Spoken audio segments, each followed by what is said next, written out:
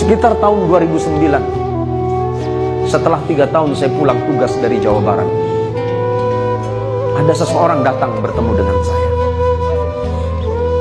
Assalamualaikum Ustaz. Waalaikumsalam. Sampean dari mana? Saya dari gang sebelah Ustaz. Boleh saya bercerita kepada Ustaz? Boleh, silakan. Bagaimana hukumnya menyakiti hati orang tua? Saya jawab, Allah tidak akan ridho kepadamu.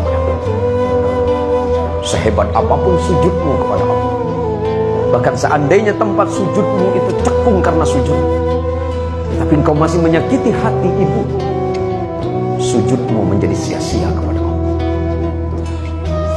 Sehebat apapun amalmu, tapi engkau pernah menyakiti orang tuamu, baik dengan ucapanmu apalagi dengan tingkah, maka dipastikan Allah tidak akan ridho kepadamu.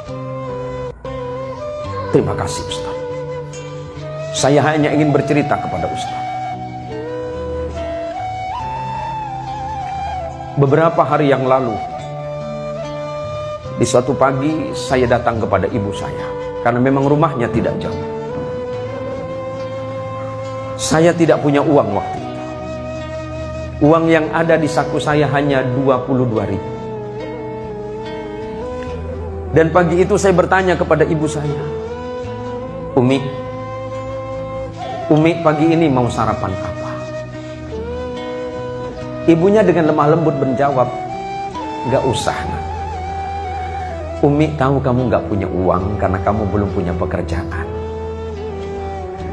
Tapi karena anak ini begitu mencintai ibunya, dia berkata lagi, uang saya banyak Umi. Uang saya banyak. Tenang saja. Apa yang Umi pengen, sebut saja. Dan dia tahu bahwa uminya itu senangannya adalah makan sate. Maka walaupun dilarang oleh ibunya, dilarang oleh uminya, dia berangkat ke pasar. Dia ambil sepedanya. Dia tidak punya sepeda motor. Dia berangkat ke pasar dengan uang 22.000 di sakunya. Kemudian 20.000 dia belikan sate. Kemudian dia kembali ke rumahnya dengan tersenyum kepada ibunya. Umi, saya belikan makanan kesenangan Umi. Mudah-mudahan Umi suka. Dan tanpa disadari oleh anak ini, ibunya ini meneteskan air mata. Karena ibunya tahu bahwa anak ini gak punya uang. Tapi karena ingin menghargai jeripaya anaknya, ibu ini mau. Dan setelah itu kemudian anak ini menyuapi ibunya. Dengan telaten dia menyuapi ibunya. Dan tanpa terasa ibunya kemudian berdoa kepada Allah. Nah, semoga Allah memberikanmu rezeki yang lebih. Hati ibunya bahagia. Bahagia hati. Padahal di samping kebahagiaannya ibunya bersedih. Karena anaknya punya uang satu-satunya. Dan setelah selesai ibunya disuapin, kemudian pamitan kepada ibunya. Mi, saya pamit kalau kira-kira ada apa-apa. Nanti Umi kasih tahu saja. Nanti selepas sholat duha saya mau berangkat. Saya ada janjian dengan orang. Selepas sholat duha kemudian anak ini berangkat dengan uang hanya 2.000 di sakunya. 2.000 rupiah. Di tengah perjalanan dia hanya berharap kepada Allah, ya Allah, ampuni dosa ibuku, ampuni dosa ayahku. Ibuku yang melahirkan, membesarkanku dan merawatku dengan tanpa pamrih. Yang ketika aku sakit, ibuku tidak pernah tidur. Dan ibuku selalu berbohong kepadaku, ya Allah. Padahal perutnya lapar, tapi ibuku selalu mengatakan kenyang. Ketika ibuku tidak punya uang, dia selalu mengatakan dia punya uang. Selamatkan ibuku. Itu terus yang diucapkan dalam hati. Ketika sampai di tengah jalan, di perjalanan, tiba-tiba dia dicegat oleh seorang ibu, seorang nenek-nenek. Dan ibu nenek ini berkata kepada anak ini, Nak, saya mau nyebrang. Si anak muda ini berpikir ibu ini akan menyeberang jalan. Rupanya ibu ini akan ke kota seberang. Dan pada waktu itu angkot atau angkutan umum atau oplet ongkosnya Rp2.000, dan itu hanya satu-satunya yang ada di sakunya. Tapi karena dia mencintai ibunya, setiap ada perempuan tua, dia menganggap itu sebagai ibunya. Maka dengan sigap anak muda ini bilang, "Ibu, silakan naik. Nanti saya bilang sama sopirnya ibu turun di mana." Maka kemudian anak muda ini dengan sisa uang yang Rp2.000 kemudian diberikan kepada sopir ini sebagai bayaran terhadap nenek yang sudah naik angkot. Berarti habis uang di sakunya.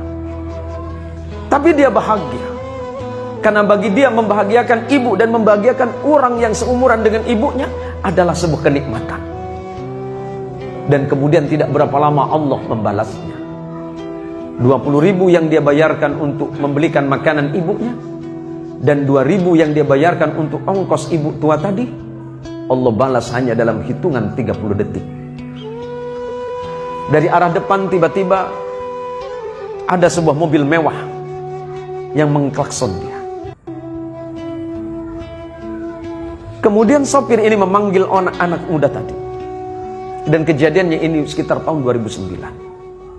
Dipanggilnya anak muda ini. Dia tanya, "Dek, kamu mau kemana?"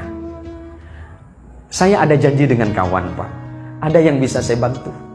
"Oh tidak, coba ke sini." Tiba-tiba kemudian orang ini berkata kepada anak muda, "Saya punya sedikit rezeki, memang saya sudah janji dari rumah akan bersedekah atas nama ibu saya. Dan saya senang melihat." Padahal orang ini tidak saling kenal. Kemudian anak ini dengan bersusah payah mengatakan, "Pak, Bapak mungkin salah orang.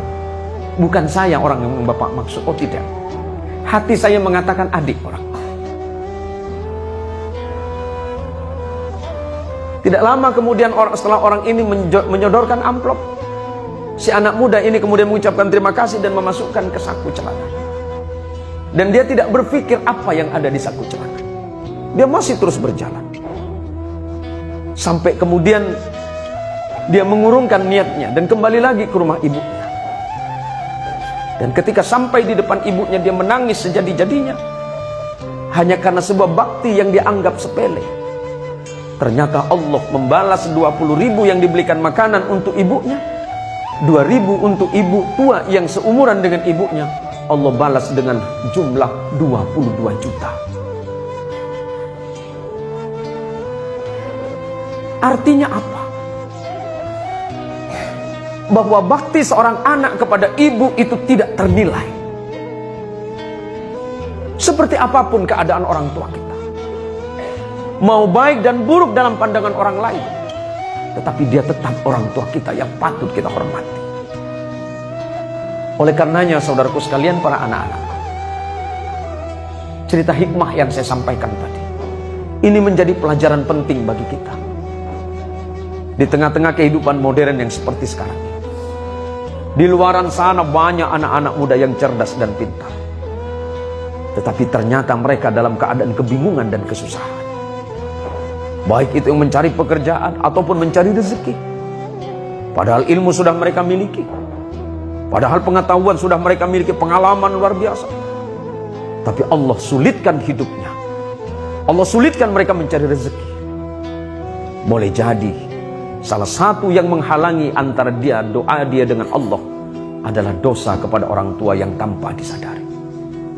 Maka sebagai bakti kita kepada orang tua, jaga akhlak kita, jaga ucapan kita kepada orang tua, jaga perbuatan kita kepada orang tua. Karena ridallah fi ridal walidain wa suhtullah fi suhtil walidain. Ridha Allah tergantung kepada ridha orang tua, dan kemurkaan Allah tergantung kepada kemurkaan kedua orang tua. Semoga Allah Subhanahu wa taala menjadikan kita semuanya orang-orang yang salih, anak keturunan kita menjadi anak yang salih dan salihah, istri kita menjadi istri yang salihah, suaminya menjadi suami yang salih, dan santri-santri yang ada di depan kita ini kelak adalah orang-orang yang mampu mendoakan kita semuanya.